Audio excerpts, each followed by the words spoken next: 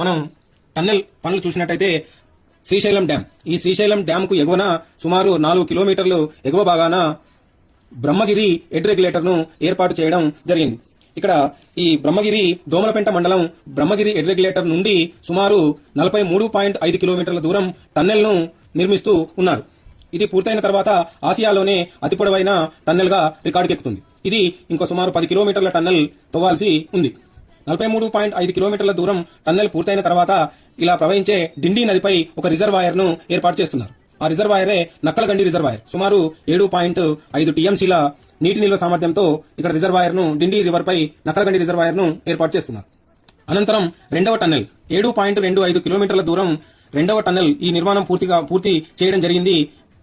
ఈ టన్నెల్ అనంతరం పెద్ద వాగుపై పెండ్లిపాక రిజర్వాయర్ ను నిర్మించారు. ఈ పెండ్లిపాక బ్యాలెన్సింగ్ రిజర్వాయర్ ద్వారా కొన్ని ఎకరాలకు ఈ చుట్టుపక్కల ప్రాంతాల్లో సాగునీరు అందించిన తర్వాత ఓపెన్ కెనాల్ సుమారు 25 కిలోమీటర్లు పెండ్లిపాకల రిజర్వాయర్ నుండి సుమారు 25 కిలోమీటర్ల దూరం ఓపెన్ కెనాల్ ద్వారా నీరు ప్రవహించి ప్రస్తుతం ఉన్నటువంటి అక్కంపల్లి రిజర్వాయర్ లో నీటిని కలుపుతారు.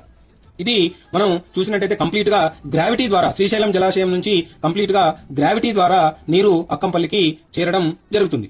ఇది ఎస్ఎల్బిసి పూర్తి వివరాలు.